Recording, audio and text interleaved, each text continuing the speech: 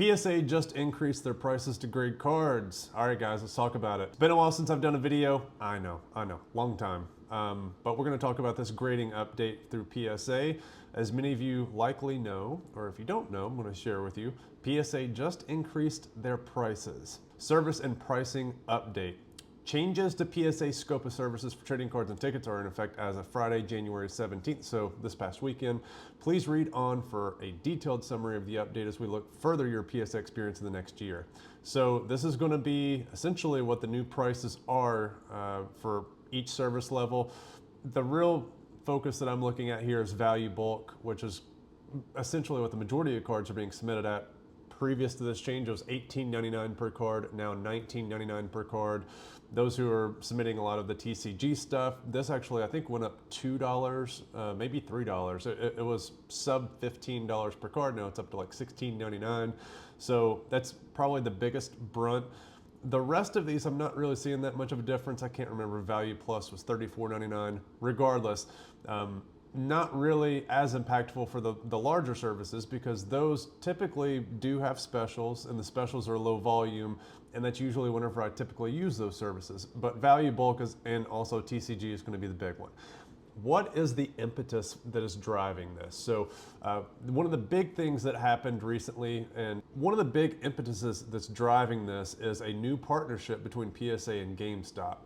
This partnership kicked off late Q4 of last year, 2024, and what this is intending to do is lower the barrier for people to submit cards to PSA. So if folks were on the fence previously, originally you had to submit cards on your own. For the longest time, had to be a member, had to submit cards on your own, or know somebody who submitted cards and piggyback on their submissions. That's status quo.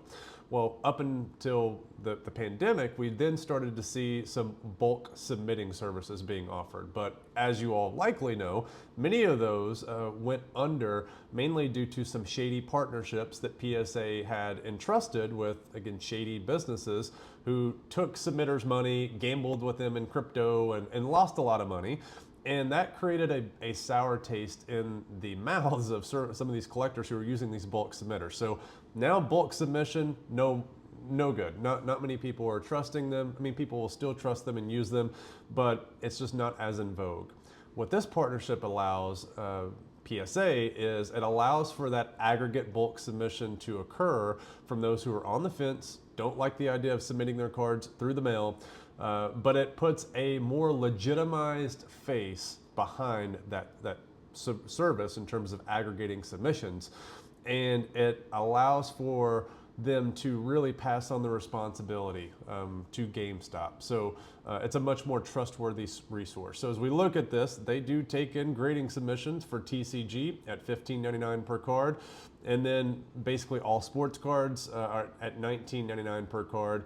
Flat shipping fee, again, that's very, very cheap. If you're a pro member at GameStop, you get free shipping.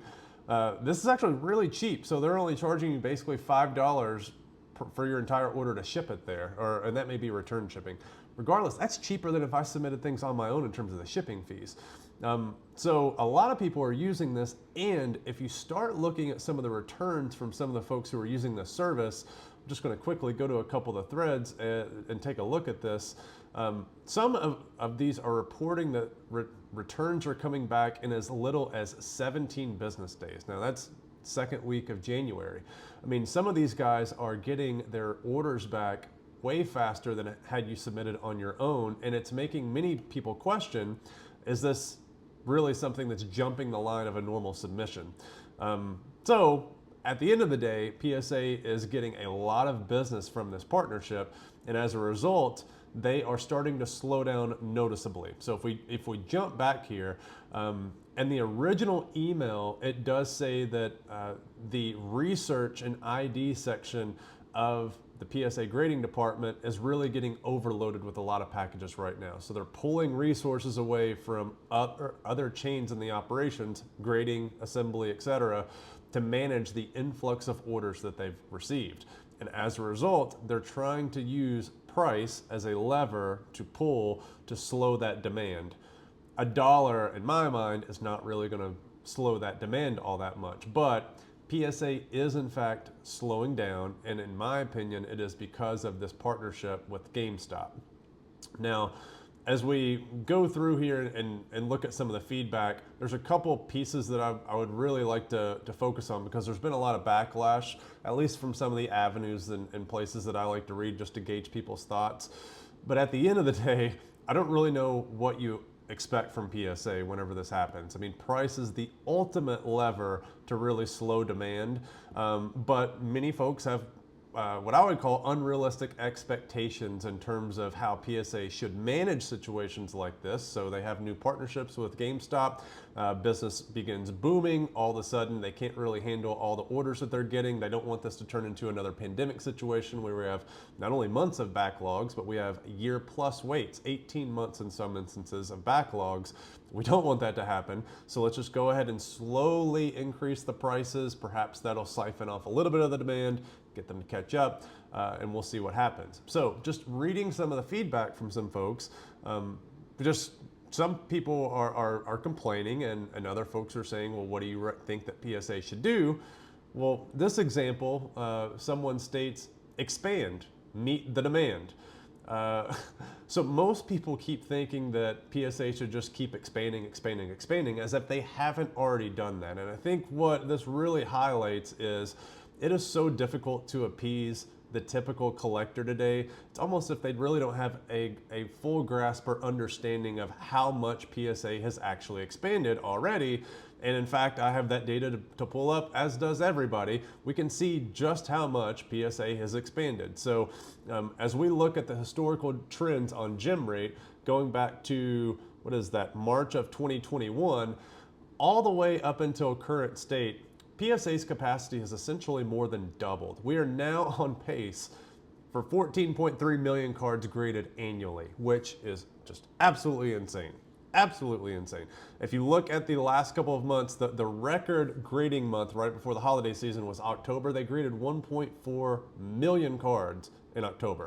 Of course, you have the holidays in November and December, and even January, if you want to count New Year's for that. But for the most part, you can even see really the plateau of operational expansion probably happened Q3, Q4 2023, because they've been basically at that 1.1 to 1.2 million in cards. That includes the operational expansion in New Jersey. It sounds as though they also have expanded internationally. It's unknown whether or not that's an actual full-blown grading facility such as Tokyo in Japan, or if it's an aggregator, drop off your cards, they get shipped to California, graded, shipped back kind of thing. Either way, it's they have expanded different locations, and now they're even coming up with these different partnerships externally to get more demand. But they have done a great job, in my opinion, in the past year of really meeting that demand. But most people are complaining still, saying that there's more work that needs to be done. I honestly am not so sure. I don't know if it's in PSA's best interest to continue expanding operations, because in these same threads, we have folks complaining about the price of cards decreasing. Now, if you grade cards, PSA 9s of Michael Jordan or Kobe Bryant, barely break even, the cost of grading. And ultimately, you have to put this back on the submission, the person creating the submission, and put the onus back on them. You need to submit cleaner cards. This goes back to what I said a year ago, 2 years ago at the beginning of the year, with PSA standards getting much more rigorous, with grading prices decreasing, or with sales prices decreasing, and the expense to grade increasing. You have to get smarter with what you submit. And unfortunately, if you look at these trends, people are not getting smarter. It seems like more cards are getting submitted for grading. And if you look at my previous videos, I go through what I think in pretty decent detail how the majority of people who are creating these submissions and then selling via consignment, for example, on PSA, are losing money. So the demand for grading is still at an all-time high. People are submitting money despite it being less and less profitable, despite fees going up. And I don't see that trend necessarily reversing. I think this dollar increase, while I don't like it as a collector, while I don't like it as a submitter, while I hate it, it makes me less inclined to want to submit. It makes me less inclined to want to participate in this, because I could see PSA increasing their prices to $25 and it being totally justified, at a minimum, for people who are subscribing to the service. Eventually I can see this eventually getting to the point over the next 2, 3, 4 years, prices just continue to keep going up and up and up, and the EV of grading cards decreases so much that people are submitting more so on an attempt to gamble. So the EV is already slightly negative, but it becomes increasingly more negative, similar to opening wax. As each year ticked along in the mid 2000s, 2011, 12, 13, 14, 15, 16, 17, 18, 19, 20, all the way up to the pandemic, the ROI of grading continually decreased to the point now no one in their right mind says that it makes sense to open wax today. The only people who are opening wax are doing so knowing that they're lighting their money on fire and they're getting entertainment value out of it. I can see grading slowly moving into that realm where it truly is an entertainment value proposition, where I'm going to submit cards, get them graded, and it's just going to be a fun thing to do. It's not going to be a money-making proposition. We're slowly inching our way towards that. You can see more and more people getting on board with it. I'll go to some of the drop-off events. I just went to one this past weekend here in Phoenix. I'm going to go to another one at the Footprint Center in February. And a lot of the people are novices going to these events. They've never done it before. Most of them haven't even looked at their cards very well. They're asking the PSA reps about what they think should be submitted. They don't come with their paperwork filled out. You can tell there's a lot of interest, new interest in grading with PSA because they hear about all the money, and all of that is fueling this volume. All of it is fueling the volume. People think that they can get very, very wealthy or do really well grading cards, and I'm not so sure that that is the case. At least if you're a new person jumping in, and that's the reason why we're seeing high prices. I don't like it. I wish that they would go down, but unfortunately it is what it is. Just wanted to touch on this. I know I haven't done a video in a while. Have a couple other topics. We closed out the year in 2024. 2024 was an all-time record-selling year for me personally on eBay. Previously, I've done consignment through a lot of the consigners in terms of selling my items through them. A couple years ago, I switched to selling it all on my own eBay account, which I've had for a very long time. And for the first time, and since really blowing up my resale activity, I have year-end data exclusively through one platform, eBay, showing how much I sold. Did eclipse over the $500,000 mark, which was a goal at the beginning of the year. So this year I'm hoping to beat that. I can do a recap of that if folks would like to see that, and also see what went well, what did not go well. And then also my overall thoughts on grading as well. Last year in 2024, did do also my best in terms of my gem rate for the year. It's the best since pre-pandemic. So there's also a lot of chatter out there about how is PSA doing in terms of consistency. Many folks are complaining about the increase in prices as well as inconsistent grading and also low prices, so like a triple whammy. I can go through my data in a little bit more detail showing this is my best gem rate year for the year. Now, some things I was very upset with. I did get one order that had clear damage on roughly 20 cards, all consecutively in a row, 5s, 6s, and 7s. Cards with damage on the exact same corner, clearly almost indicating that they were all dropped, for example.